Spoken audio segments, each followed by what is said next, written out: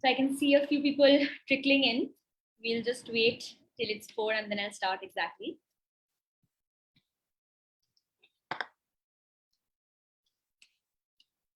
Let's do a quick audio video check. Hiba, is our video okay? Yeah, it's fine. Can you say something, Devesh? Yep. Can you guys hear me? Yeah, it's clear. Okay, awesome.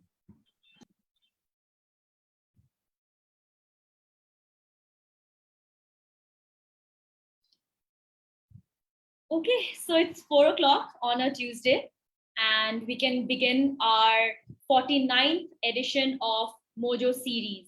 This is a webinar series where we talk all things business. For today's edition, we have with us Devesh Vashni, an investor in the FMCG and D2C space, and currently the Vice President at NAFA Capital. After spending nearly 5 years in Goldman Sachs, Devesh also founded two food brands, the Healthy Cravings Co. and Baba Fatouche. His experience in the food and beverage industry and his own personal love for cooking has given him an edge.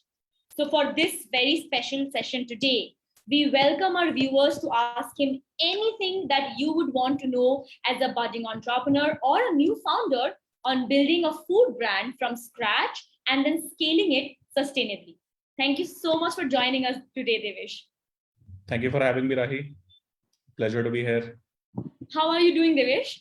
I'm all good. You tell me. I'm good. We're very happy to just, spend this time to because there are a lot of people who are very curious and sometimes they don't really have access to resources. So Sure. These small sessions that we do really end up helping them in the long run. For sure. I have attended such sessions before myself. That has helped me. So for this particular session, let's start on a positive note, right? Sure. The food and the beverage sector. It's a Mhm. massive industry, massive potential, and especially in a country like India, Mhm. the opportunities are limitless, right? Like my Sure. my grandmother is a chef, so sometimes we have this inside joke where we actually fight about who's going to legally inherit her recipe book. Like it's Sure. that's how it's in our Sure. blood, the different kind of cultural expressions. So what is it about this industry that you are fascinated by? So I think the most beautiful thing about this industry is, if a customer is hooked on to the kind of products that you make and the kind of taste you can deliver, right? They will keep coming back to you for n number of years, right? I can give you examples like Lay's magic masala. Then you have Haldiram's aloo bhujia, right? I mean, they were launched, I don't know what, 40, 50 years ago, right? And they are still probably people's favorite choice. Maggie is one example. Oh, for Right. sure. So I think it is one of those unique industries where taste rules, right? And then obviously health comes secondary, and then there are other claims that people put on their products. But I think taste is something, like you mentioned, right? People are fighting for your recipe book, for grandma's recipe book, right? So I think the fight is real. Yeah. So now that we know, we have established that taste is so important. Sure. But in this industry, right, where you already know ki if you don't have the taste, you don't have anything, right? Right. But then assuming as an entrepreneur, you have established ki acha theek hai, I have a sense of what is the kind of taste I want to go for, that my Sure. audience, my target audience will like it. That's okay. But then there Sure. still might be some certain inroads or sections in this industry, right, that you will do well, right? So Sure. are there certain business opportunities in this segment that you are very sure about at this moment? Or do you have any predictions for maybe 2023 where these are the subsectors in food and beverage industry that we know will Sure. do really well? Sure. Like people say, right? People want to be happy. People want to be healthy, right? And people want to be rich. So, That is, of course. right. So, picking the health part of it, right? So I have myself started a, health snacking brand, right? 4 years ago. And I think there is definitely like a big white space for health products in India, right? However, we see, they don't thrive as much as compared to like the legacy brands, right? And I think the biggest problem is two things, right? The distribution and the pricing, right? So health space definitely is something that people should watch out for, right? It is definitely going to grow. right? It is already growing. COVID has given us tailwinds in that space, right? So people are definitely looking for options that are healthier, right? Made with, I would say, so let me give an example, right? So back in the day, even today, right? If you look at the back of a pack, right? In one single potato chip, you will probably find 10 ingredients, right? And then you will probably think, it's just a potato chip, right? Why have people added 10 ingredients to it, right? Which I don't even understand, right? So I think clean label is going to be like a big market, right? Going forward. So if you can make your food with lesser ingredients, as less as possible, obviously keeping the taste intact, right? I think that is something that people would be really interested in, right? Today, I think, again, back in the day, there was a lot of information asymmetry, right? So people didn't know what this means, right? Today, there are about maybe like 10 sugar substitutes, which comes with like different names, right? Most people don't care about it, right? But I think people who are like tech savvy, who are using Instagram, right? They're consuming a lot of reels, they're consuming a lot of bite-sized content, right? So they are becoming super aware about, what I'm eating, right? And what does it made of, right? Is it organic or not, or is it healthy or not, right? What is the protein content in it? Are there any preservatives added to it? Are there any colors added to it, right? So today, right, I think the awareness has gone to a level, and it is increasing by the day as we speak, right? That people don't want this stuff. People don't want, product which has colors added to it or preservatives added to it, right? And I think we have seen a massive change in the past, I would say 3-4 years. Things are really changing, right? A lot of brands coming up. You must have heard of the brand called The Whole Truth, right? I think they're doing a fantastic job, right? The Raw Pressery is doing a fantastic job, right? There are a bunch of other brands, right, who are offering clean label products to the consumers. I think that is the way forward. So we can always, debate about pricing and, what should be the strategy, this, that. But just in terms of the product, just in terms of like the white spaces, I think having a clean label product, I think that will become almost like a norm 5 years later, I think. See, this is what I was actually coming to, that this might be a space that is getting big, but then Right. Is it really becoming mainstream? Is it something that, so if there's a Lay's packet in front of me and then there is a new brand in front of me which is offering me a clean chip, like made with ingredients like ragi or something, would I really go for that? Are the legacy brands actually, I don't know, backing down? No, I wouldn't put it that way. I would say that everyone has their own space, right? So I would say you should always divide the market with respect to the price points, right? Okay. So you won't find any legacy brand offering you a protein bar today, right? So if there is a brand called Yoga Bar, right, which is offering you like a protein bar for 150 rupees, right? So you can understand that only a certain section of society will be able to consume that kind of a product, right?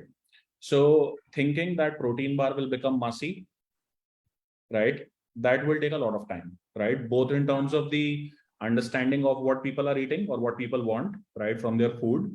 And second is just the sheer purchasing power, right? I mean, people living in Bangalore, Bombay, Delhi, of course they can afford it, right?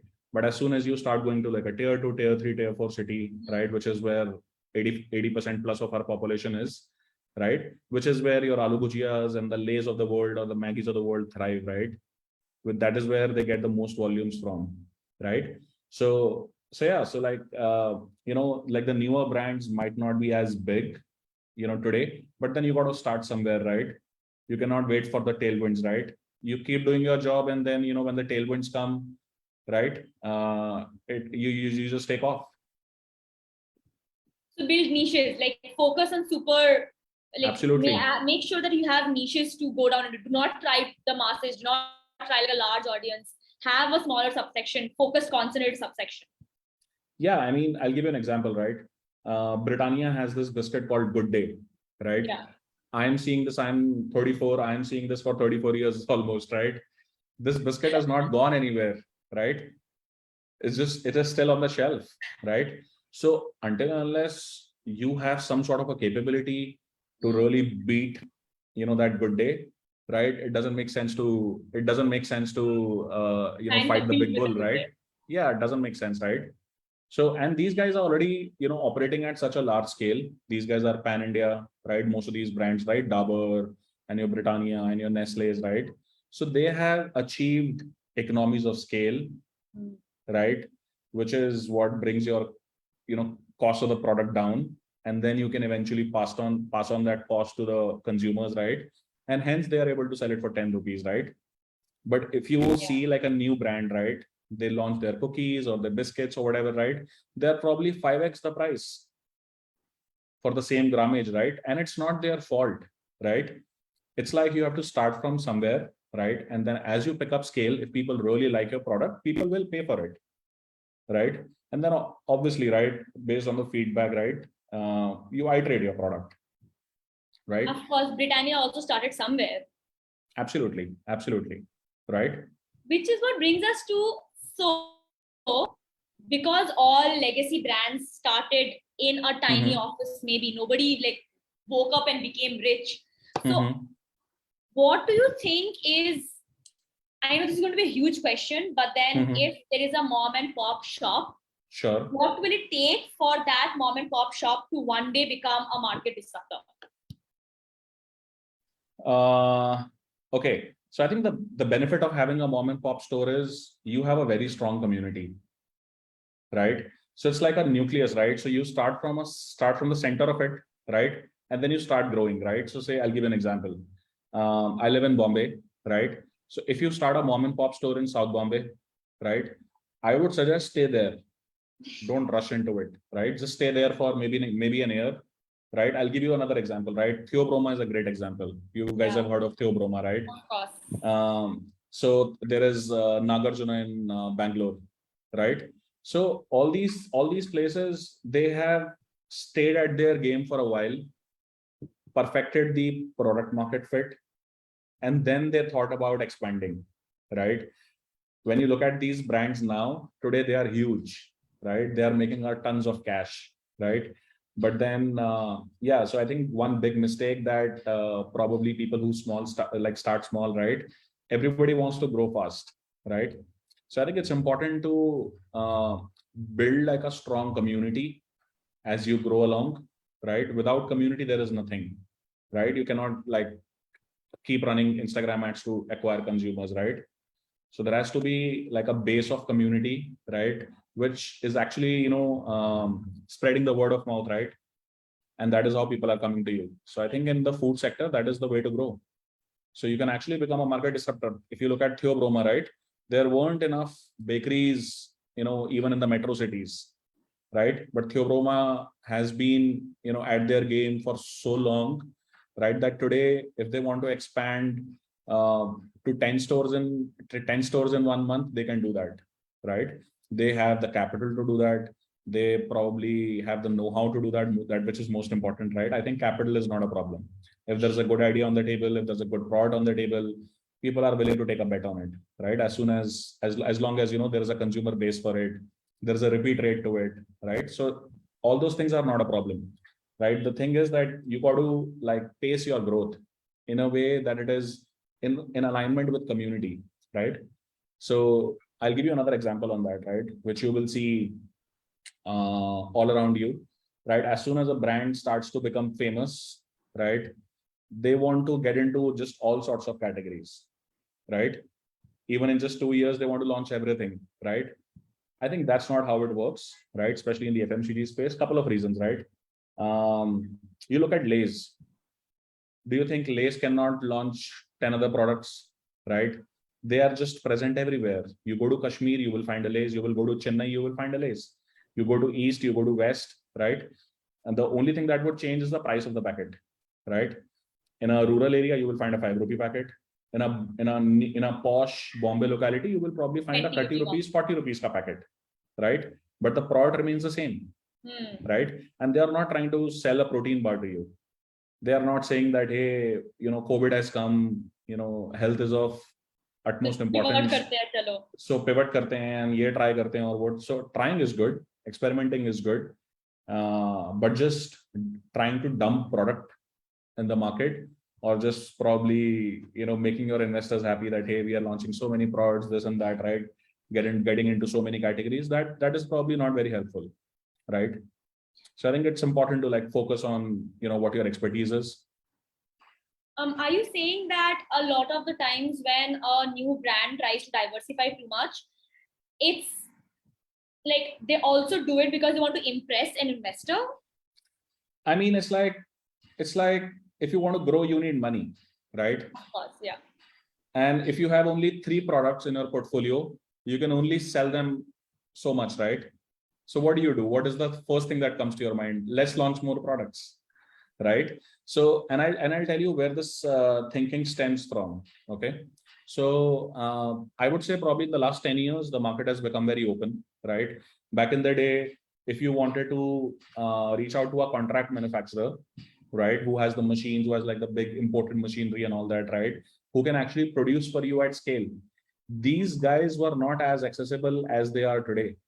If you go to indiamart.com, right, and just type maybe peanut butter, right, you will find 100 vendors in Gujarat who will sell you, who are ready to make peanut butter for you, right? So what people do is, when they see that, okay, I need growth, so they just like reach out to most of these contract manufacturers, right, and ask them that, hey, what do you have ready? I want to say launch biscuits, right? So the contract manufacturer tells you that, hey, I already have 5 flavors of biscuits ready, right? So most people, right, most people, what they do is they end up just labeling their, label their name on a, packet of whatever, right, on the packaging, right? And they are just selling that contract manufactured biscuit, right? And now you can imagine how far that can go, Yeah, this is right? exactly going the opposite way of building a community. You're not asking your community if they want it, if it's a product Absolutely. market fit. Absolutely, right. I mean, the user has to be, like we say in the tech industry, right? I think I would say the tech industry is obviously way more evolved. I think if we can borrow some principles from there, I think that would be very, very helpful, right? Just keeping the user in the center of it, right? I mean, always ask the user what they want. Always ask the community what they want, right? Don't shove your products down their throat, right? That doesn't bode well. For, I mean, we have to create a win-win-win situation, right? It has to work for the consumer, it has to work for the business, and it has to work for your manufacturer also, right? Otherwise, everything falls apart sooner or later, right? So the idea should be, this is not a business where you would want to, like try fast and fail fast, right? This is not a business where you can get like a, what do they say, right? Hockey stick growth, right? This is not people downloading your app. This is Yeah. literally people, trying your food, right? And then spreading the word of mouth, right? If you ate something, you really liked it, and then you will, go out there and tell your friends that, hey, I really liked it, right? So probably your friends would be more influenced by what you think rather than an ad on Instagram, right? So it's a very organic sort of a process. The only thing is people don't believe in the process, right? Including me, right? So I'm also guilty of that, right? So we all have, done mistakes like that, right? Where we have tried to, grow really fast, right? When you have money in the bank, you make stupider decisions. When you don't have money in the bank, right, you take wiser decisions, right? Relatively. No word So decision. I think, yeah. So I think growing organically, growing by word of mouth. Nobody talks about word of mouth these days, right? I'll give you a very interesting example. In Indranagar in Bangalore, there is a cafe called Rameshwaram Cafe. Okay, I it's don't know if quite you guys. popular It's quite for South popular, Indian right? food, It right? has just become very, very popular. I think it opened about a couple of years ago only, right? Is that the cafe where They people serve go for idli a drive podi. at night and they will stand and have dosas? Yeah, they do dosa and they do idli podi. Mm-hmm. They are doing massive business. You just go to that stall and you will know, what I'm talking about, right? And it's just community, right? So they have obviously, chosen like a great place, right? A great retail space, like like how a Starbucks would, right? Starbucks would go to like a nice locality where they know there is already like a lot of footfall and all that, right? So obviously those basics are there, right? But then on top of it, they are not looking to open 100 cafes.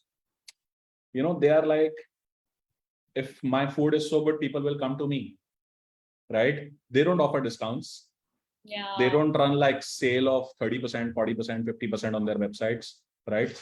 So there's a huge difference, right? Just the mindset difference, right? And people come to them. People come to them more often than anybody can imagine, right? So you would find people going to like a cult gym, right? And then like a bunch of 5 people, 6 people, or a group of whatever, right? Number of people then go to straight away go to like a Rameshwaram cafe, right? So this is the kind of a community you would want to build for your product, right? So yeah. So I think these, especially these, as you said, brands that are built on community, they also have the luxury of loyalty. So if one day, imagine they have to maybe shut down for a few days, or they have to raise their prices for something, they know Sure. that I have this set of loyal customers who will come to me, whether I advertise it or not. Sure. So I think loyalty is very, very underrated, and especially in the food category, right? And I would say it's not the. Counterintuitive, isn't it? Sorry, it's That's very counterintuitive, and I'll give you a counterintuitive. reason. I'll give you a reason. I'll give you a reason, right? So it's like when you eat at home for 5 days in a row, you crave for that pizza on a Saturday, right? Not because your home food was bad, right? You're just looking for something new, right? So it's like if I have consumed a protein bar from a particular brand, I know it's great, right? Not a problem, right?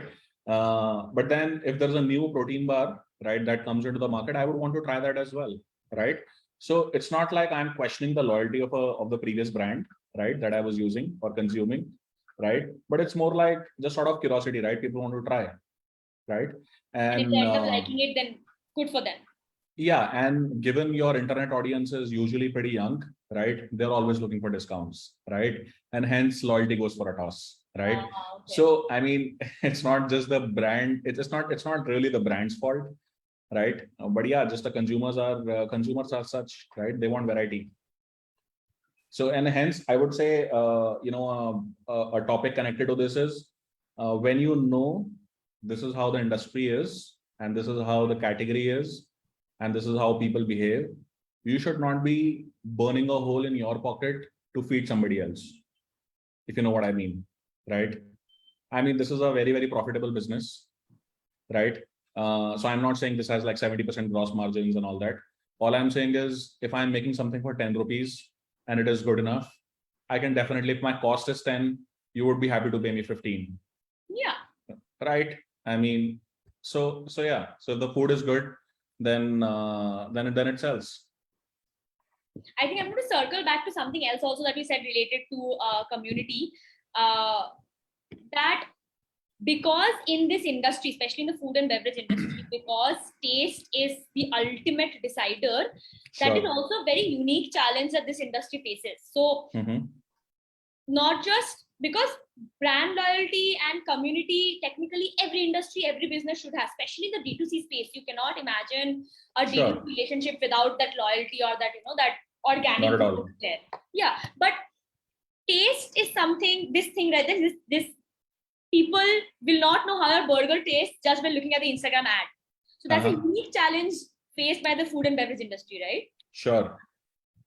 So yeah, like what's the question, Rahi, in this? So essentially, if you could just discuss more about the unique challenges that this industry faces, and maybe also some strategies to overcome them. Sure.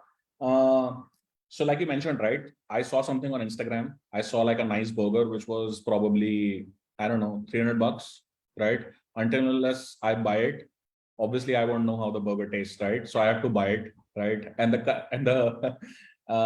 the brand cannot give you a free 300 rupees burger, right? But it is, however, possible in some cases, right? Say, for example, you have a tomato ketchup brand, right? A new tomato ketchup brand, right? So you can always come up with your small sachets, right? Which are 1 rupee, 2 rupee sachets, right? Samplers. Say, you are operating with 100 retail stores, right? 100 retail stores that keep your product, right? So you can always ask, request, or rather do it on your own, right? Probably, have your team stand there, during busy hours, right? and whenever there's a checkout happening, right, you can put in your samplers, right? And given it's a food product, people usually want to try it, and given it's free, right? So, and if that sticks, people will come back to you for more, right? People will then come back to you and buy for probably like a 200 ml or a 500 ml bottle. But then how would you, this is a very physical activity that you're saying. If I am a D2C brand who started online, how do I navigate this? Yeah, that's a good question. So it is definitely not easy, right? Convincing the retailer, that to convincing like 100 retailers, it is definitely not easy. So there are some companies that are doing it at scale. There is a company called Smitten, SMYTTEN. I think they are Gurgaon based. So they do exactly this. They have figured out this problem, right? That a lot of D2C brands would like to share their sample pieces, right, with like a larger audience. So how do they do that at scale, right? So brands now collaborate with Smitten, right, at whatever per piece cost, right, and then they distribute those samplers on your behalf, and then they share some data with you, right, as to how was the feedback and all that, right? So you can always, look at that feedback, iterate your product, do probably again, do that same activity again, right? And then it's like a loop now, right? So I think that is very helpful. It is very difficult to do it on your own. It is not as scalable, but it's like, initially when you're really small, you do things that don't scale, right? And that is also like a great learning. Because you have to somehow get it out there. I mean, absolutely, you have to start somewhere. You have to start somewhere, exactly, right? So don't think about becoming too big too soon, right? It's a process. Just trust the process. That's all what I would say on this. Okay, I think it's a very good place to stop and take some questions. I see 3 of them. Sure. So one of them we already discussed, right? How do I build trust among TG as a new food brand? So I'm guessing the same thing applies, right? Samplers, just trying to build a community, word of mouth, and getting people who like your food to tell other people, please try my food. Sure. Apart from this, if I have to answer this in one line, I would say transparency helps.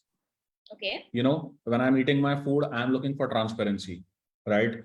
I want to know what it is made out of, right? What is the quality of the ingredient, right? How much grams of protein it has, how much grams of carbs it has, or whatever there is, right? If I can imagine this, right? If you're a manufacturer, if the manufacturer of your, whatever product you are consuming, say you're consuming a biscuit, right? If they could live stream the production in front of your eyes, right, and you can just see it on Instagram or on their app or whatever, right, the trust will massively go up, right? People don't know what it is made out of. That's the biggest problem. So to build trust, I think transparency is the key. You choose however you want to do it, right? Some people write blog posts explaining, right, how did they come about this product, or how did they make it, how did they think about it, what are the quality of ingredients they are using, right? Some people say coffee brands, right? They would tell you that I am sourcing this coffee from so and so farm in Chikmagalur, and all, yeah. right?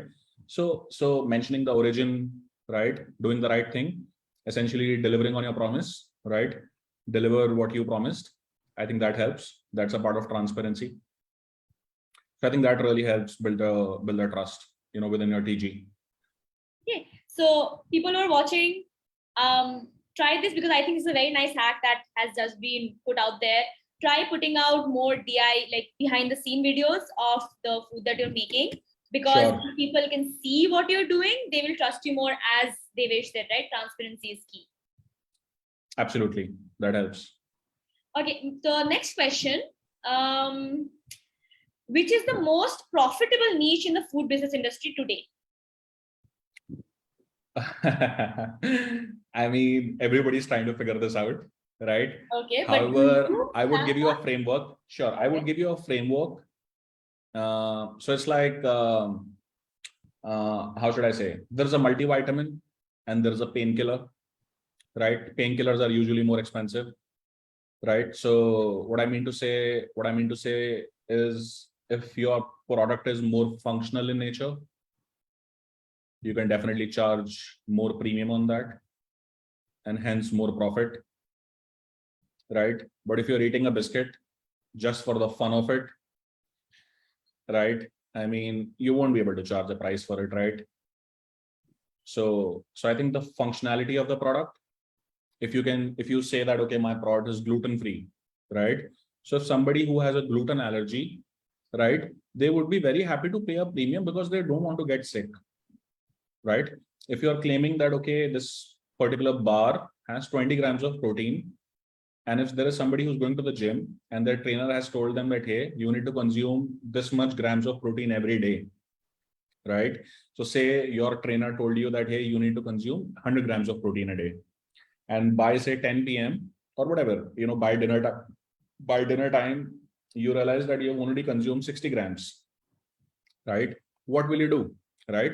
You would be happy to pay 150 rupees or whatever the cost is for something that meets your functional requirements, right? So I think that is a space to watch out for.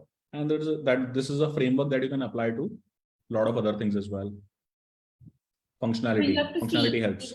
profit that you're aiming for or building a community again. What do you mean by that, Rahi? So for example, and this is again coming to the example that you used, if I need a protein bar, I will buy the protein bar that fulfills my requirement. But if I like somebody's dosa, I will have that dosa, right? That is because that's the community thing. I had it, I liked it, I like the owner, there's a story behind the brand. So I like it, I have it. But I don't have an emotional connection to the person who is giving me the protein bar. So no, but there is functionality, right? There is, exactly, because मुझे चाहिए, मुझे जिंदा बचना है, so I need absolutely. So profit margins usually in these kind of categories is much higher. Very interesting analogy. If anybody has any questions about that, please feel free to ask related to that too. Okay, next question. Hi, are there any specific licenses or certifications I should get when I start my own food brand? Kind of a big question, but would you like to? No, it's probably the smallest question here. Really? Okay. Yeah, I mean, you just need 2 licenses, right? One is a GST license, which everybody needs who's doing business in India, right, above a certain threshold. And the other license that you need is FSSAI, right, which is mandatory again, right? You can't escape it. Is the process difficult of getting that license? Not really. I mean, there are some certain requirements, right? You can fill it up. You can apply for it online as well. So it's pretty smooth. Very, very smooth. It's not like how things used to be. Things have definitely improved, I would say. On the government side, right? On the administration side, usually you get a license within a month. Okay, not bad. Which is pretty good. A month, and online, you're saying? Online, which is pretty good. Pretty good. With the expectation that we usually have, online in a month is very good. Exactly. So much better than what we expect, right? Sure, absolutely. I think things have been improving everywhere. Right. So these are the only 2 licenses that are required, right? However, if you now are looking to export your products to the US or to the UK or, to like other countries, right? Then of course you would need like a US FDA approval, right? If you are getting your product made in a facility, right, in a contract with a contract manufacturer, then your contract manufacturer also needs to have that license. You also need to have that license and all that, right? So things get complicated as you move up the ladder. But just to kick off, right, like this person asked, right, what do you need to just to get started, right? Just 2 things. So just to be extremely clear about this, right, because we have a lot of micro businesses on our platform. If I am somebody who is cooking in my kitchen and I'm just like, maybe I have a customer pool of 10 or 15 customers, do I still need FSSAI? That's a good question. I don't know the answer to that question. Okay. But I don't think you need it for home cooked food. But like I said, there is a certain threshold. I will have to come back to you on this. There's a certain threshold. As soon as your sales starts to go beyond a certain number, then you need all the licenses. Yeah. Okay, so there might be different formalities for home cooked food and packaged food. Yes, that's right. Very different. So now that we're actually talking about technicalities, there are a lot of questions that I also have about this. The food and beverage industry is a massive industry, right? Because we just found out there's home cooked, there's packaged food. In packaged food, there's going to be, like savory packaged or nutritious or just vegan, so many different categories. Sure. For a DTC seller, what is the easier path to go down to, and what is like it becomes increasingly more complicated? So I think there is no easy path to it, honestly, right? See, you are putting food in your body, right? I mean, it is one of the most critical things that you are providing to your consumer, right? So I think couple of things that really help are, I'll give you an example. Say, for example, you are a juice company, right? I would suggest spend as much time as you can building like a robust supply chain first, rather than thinking about that, hey, I will spend this much money on branding and this much money on marketing and my product will look the best. Sure, that is all great, right? Everybody wants to buy a good looking product, and package, if the packaging is good, it attracts and all that, right? But to build like a sustainable business, to build some sort of a moat, right, some sort of defensibility in your product, having a supply chain expertise really helps, which what I see around me is getting overlooked a lot. Okay. Right, given you have access to these contract manufacturers now, right? I would say very easy access to the contract manufacturers now, right? So you don't really know what your contract manufacturer is doing, right? So I'll give an example, right? So say, for example, you just set a recipe. You just set a recipe with your contract manufacturer that, hey, this is what I want. Say like you want a choco chip cookie being made, right? But then if there are 10 ingredients that go into that choco chip cookie, you don't know where as a brand, it's your responsibility to make sure that the quality of all those 10 ingredients, not just one, not just two, but all those 10 ingredients stay the same every single time. They're of the same grade, they're of the same quality. And if they are not up to the mark, you got to reject it, right? When you look at these big companies, right, and they have so many people doing quality assurances for them, right? So many quality checks, their products go through, right? So they have built robust processes. But when you are like a 2-member team, 3-member team, 4-member team, right, you don't think about these things. You just think about how can I make something tasty? How can I just package it and just start selling it? Sure, that's a good start, not a problem, right? But then as you move to step 2, as you move to step 3, as you move to step 4, right, having a robust supply chain, I think, makes a huge difference.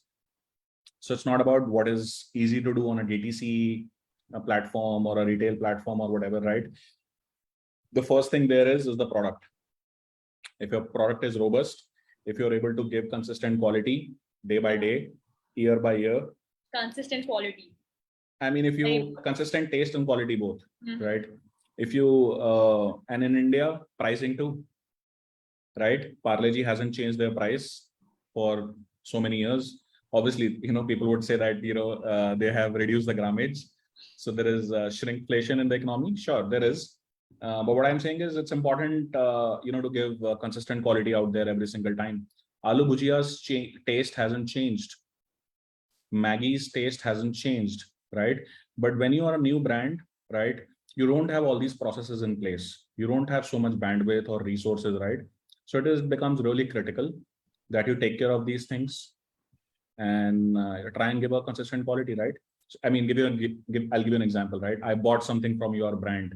I really liked it, right? What do I do next? I come back to you.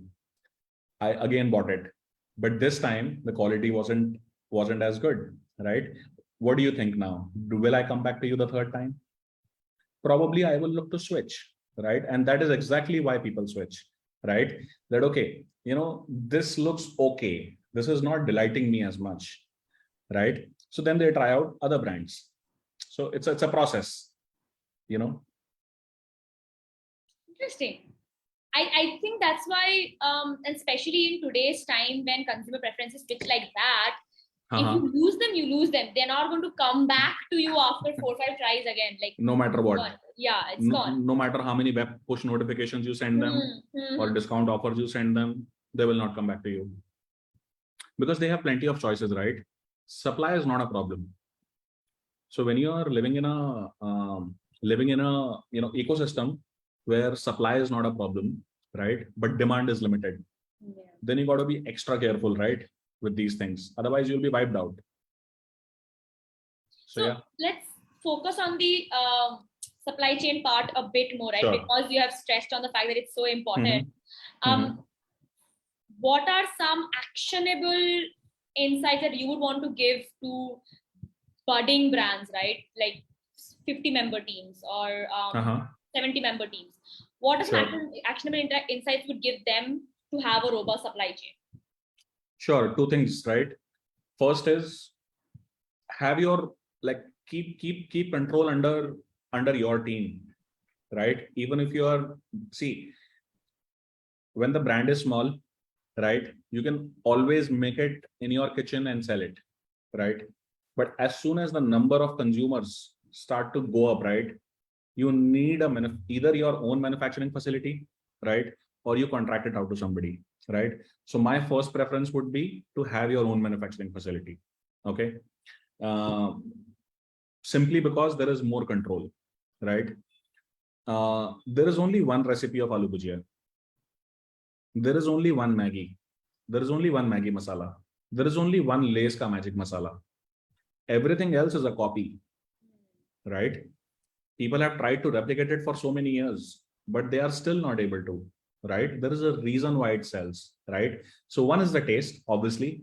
There is another dimension to it, which is distribution. We'll come back to that later, right? Just in terms of supply chain, right? Try to have as much control as possible on the supply, right? So say, for example, if you're procuring something, right, from an APMC market or from whatever other, bulk market there is, right, in each city, wherever you are sourcing your ingredients from, right, just make sure that, that process of ensuring that the quality is up to the mark. I think that will be fantastic. Like, it doesn't work without it. Let me put it this way, right? So it's a must. It's a must. And the second thing is that, again, like the recipe control, right? Once the recipe goes out, it just goes out. It's out there now, right? So you have nothing proprietary left. If you're doing a business where there is nothing proprietary, I mean, it's like gambling, right? You don't know for how long you'll survive. So you don't want to play that game. Play a smaller game, but then have some kind of an IP, some kind of, and in our business, there is only one IP, right? In our business, there is only one IP, right? So I'll give you an example, small example, right? So the way I have seen people do it, right? So say, for example, there's a potato chip, right? And then there is some seasoning on top of it, right? People get the potato chip manufactured from somewhere, right? But provide their own seasoning so that the contract manufacturer doesn't get to know, what 5 masalas have been added to it and in what ratio. You know what I mean? So is it painful? It's very painful, right? It's painful to do it. Second, it is painful to convince people to do it, right? Because contract manufacturer will be like, hey, I have my own seasoning vendor. I will procure it from this guy. We already have set processes, this, that, right? So that is where you got to fight. You got to fight for your own IP, but it's extremely important. Okay, so we talked about procurement. We talked about keeping recipes consistent, and as you said, having your own IP is very important. Moving now that is done, you have your food item that you want to sell. Now comes to, I want to ask you about the packaging of it, right? Because packaging can make or break a food brand. So what are your thoughts on that? Okay, again, it's very counterintuitive. Okay. It will eventually become counterintuitive. I'll give you an example. So there are you see on the road and you see white cows, right? White color cows. If you see a purple color cow tomorrow, you will be very curious. You will freak out a bit, but you will be very curious to know what it is exactly, right? So it's essentially, there's a retail store. It has limited real estate space, right? And there are so many products, so many products there, right? You got to really stand out, right? But the more people start standing out, it will again. So it's a process, right? You know what I'm saying? It's a process, right? So everything starts to look the same every few years, and then people do something else to stand out. Oh my God. And then you do something else to stand out, and then it's like breaking your own thing, right, and then building it up back Cycle again. and then breaking it, cycle and then breaking it. Absolutely, absolutely. But yeah, it's important to stand out. It's like, if I don't pick it, how will I consume it, right? To be able to pick it, it has to be attractive enough, Catch my eye. right? So packaging is extremely important, right? Extremely important, as probably as important as your supply chain and other things. I think this topic that we just discussed, Sure. that sort of maybe applies more to packaged foods which can be kept at the supermarket. But Sure. then if you're talking about businesses who are, restaurants, brands, food businesses, not packaged food, they're selling their burgers or pizzas or something. Sure. Packaging has a more functional purpose there too. So it's not just how it looks, but the functionality. If it doesn't stand out, then sure. So yeah, so I mean, like you said, right? So say for a fresh food business, right? Definitely focus on the user experience, right? If I'm ordering, say like a thali, I'll give an example, right? And if that thali has 10 dishes, if today in 2022 a brand sends me, those plastic boxes, right? I mean, I'll be pissed off, right? I'll be like, worse, plastic packets, right? I mean, I don't want to see that, right? So something as basic, right? Something very, very basic. So it's like, these are the things that we know, but people keep doing it.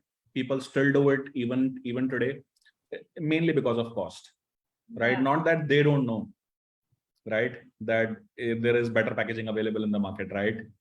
It's all about how things fit into your unit economics at the end of the day, right? But then yeah, if you're starting a brand today, or growing a brand, right, have a growing brand, try to be more sustainable, have more sustainable choices in place, right? Consumers today really prefer that, right? It's you are giving them one more reason to like you, Yeah.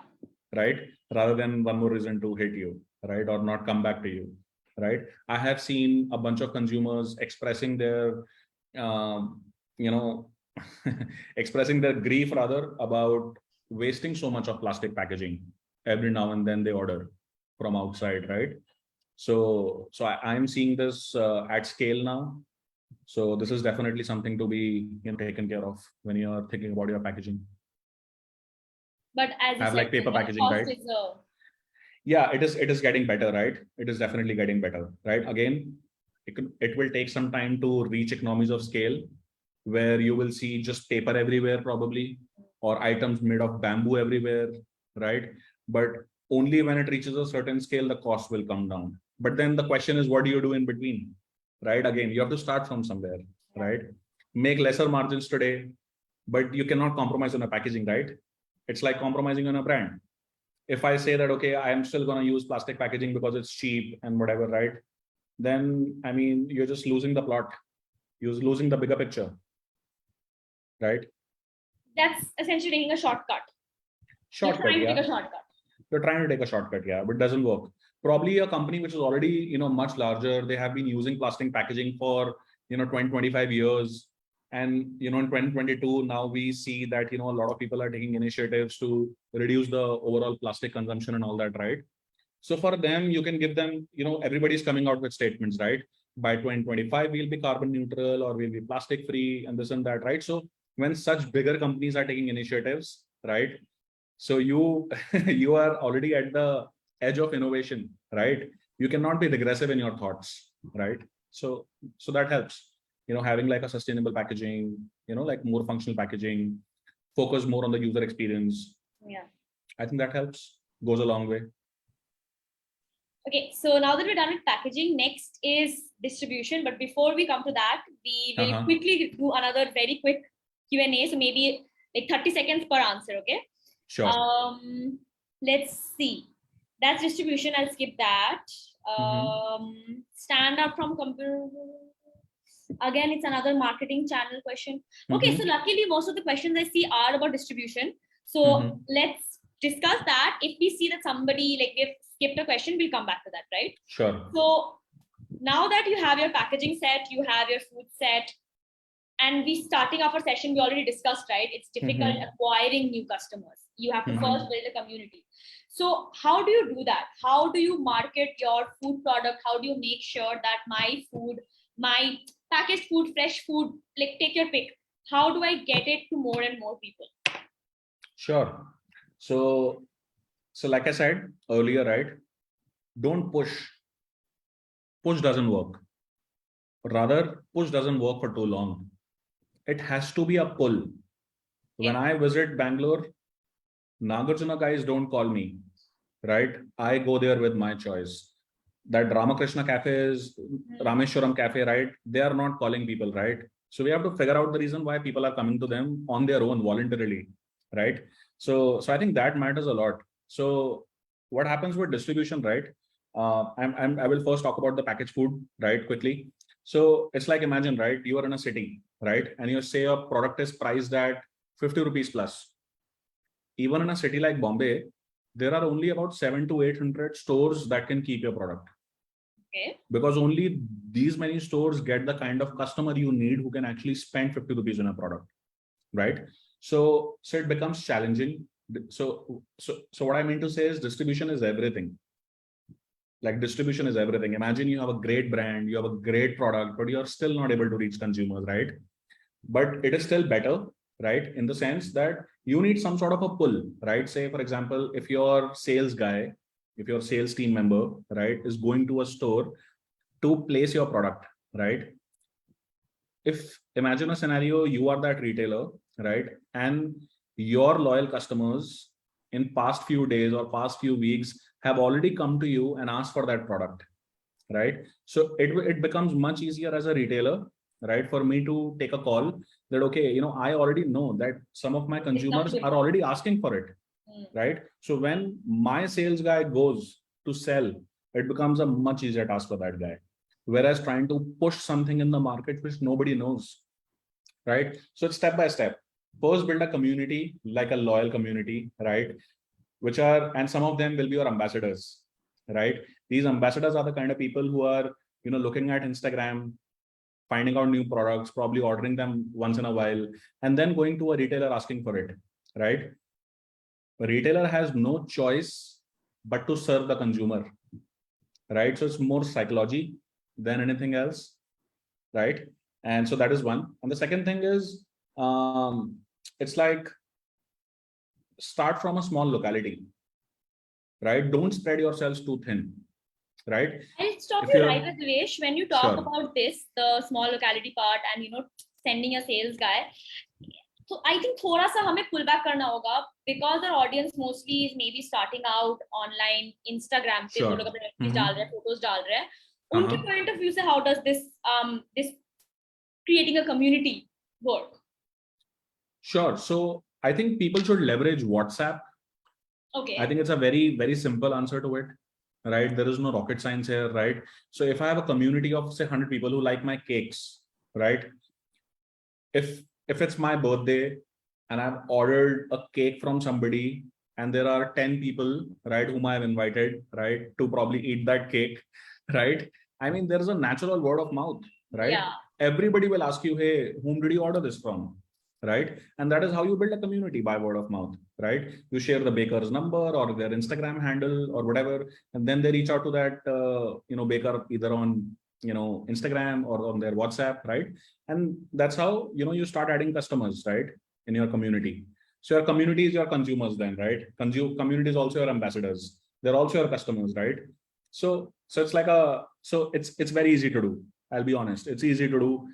It's been happening for such a long time. It's not a new thing, right? People have been leveraging this. I have seen really small time bakers, using just their kitchen, and that's about it, right? And just one help to dole out probably 10-20 cakes in a day, right? So people are doing business on WhatsApp, and I think people should use the power of WhatsApp to, build community, engage with them, keep them updated with your new offers or new products or, whatever. And Instagram is obviously, it's out there, right? So I am not trying to give any examples which requires you to pay, right? Which again, that is the most Yeah. That is the most dumb way to do anything, right? It's like you telling me that, hey, let's do a TV ad and everybody will know about my product, right? So it's more Does about not hacks work in that the we can food use. sector. Does not work in the food industry. No. Exactly, right? It doesn't give you a guarantee, right? Awareness will be there, but then that's about it. Awareness doesn't help, right? People want real recommendation from influencers, right? Real influencers, real ambassadors of the product, right? So that helps.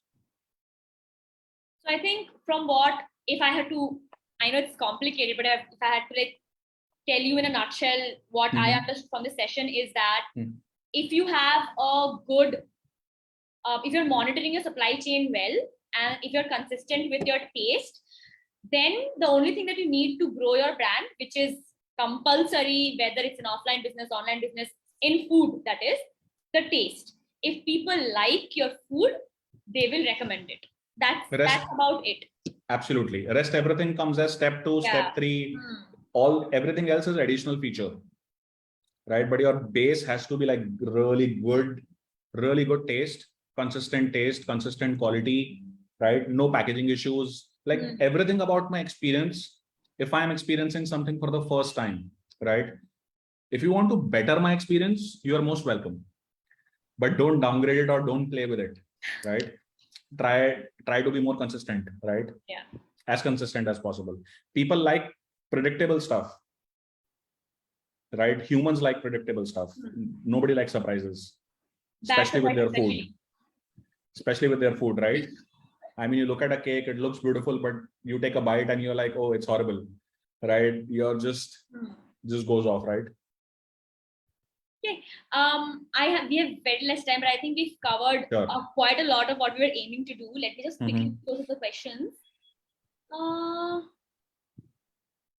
I have some very specific questions about veganism and organic food, but I would suggest those who have asked these questions, if you actually, you know what, in the description, I have also put the email ID of Devesh.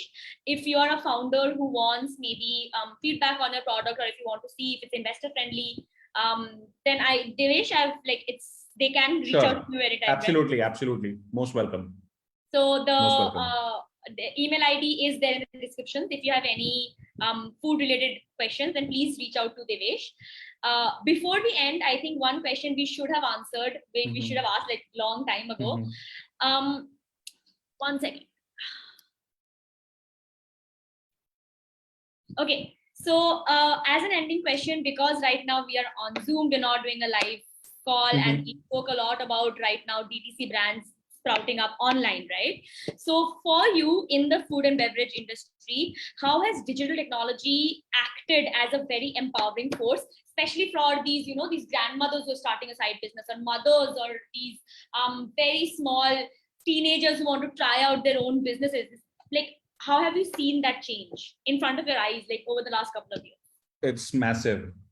It's massive. I would say we wouldn't be here without it, right? So it has really played a very, very crucial role, right? I mean, we are able to make content now, right? We are able to make videos and audios and GIFs and like whatnot, right? Marketing has become free. Marketing has become free, right? And I mean, people are able to reach a larger audience, right? Which earlier only bigger companies, could do, right? Via the TV ads or whatever, right? But today with the internet, right? With things like WhatsApp groups, with Instagram, with Snapchat, with Facebook, right? People are able to like leverage it so much, right? And then you have, say, UPI coming in, right? Again, it's a digital part of it, right? Part of the overall user experience, right? Payments have become, so much smoother, right? Again, adds to the overall online ordering experience of the consumers, right? So when you like something and it's getting better day by day, right? You get hooked onto it, right? And then it becomes your new behavior, right? So like I said, without digital, I don't think we would have been here, right? And a lot of people would not think about starting their business, right? If they did not have a means to actually market it or reach out to a larger audience, right? Nobody wants to make food for 4 people, right? We want to reach out to as many people as we can, in different countries and all that, right? So only possible through digital. So I think this was a very good conversation. And as I already mentioned, if you guys have any questions about your food brand, about starting one, scaling one, about packaged foods, please reach out to Devesh. His email ID is in the description box. If you're thinking about starting a business and you need a platform to put out your recipes, put out your products, please go and check out InstaMojo's free online stores. Create one. You get a free online store integrated with marketing, with shipping, with other features like SEO, discounts. It's all at your fingertips. You can take care of your orders, of your inventory from one single dashboard. So check out the smart landing pages. Also, the links for both are in the description below. And if you're not yet registered for this session, please register. There is a freebie waiting for you. We'll also send this video for those who missed out maybe the starting part of it. Thank you so much, Devesh, for joining us, and thank you to everybody who joined in and tuned in and saw us. It's my pleasure. Thank you for having me. Take care.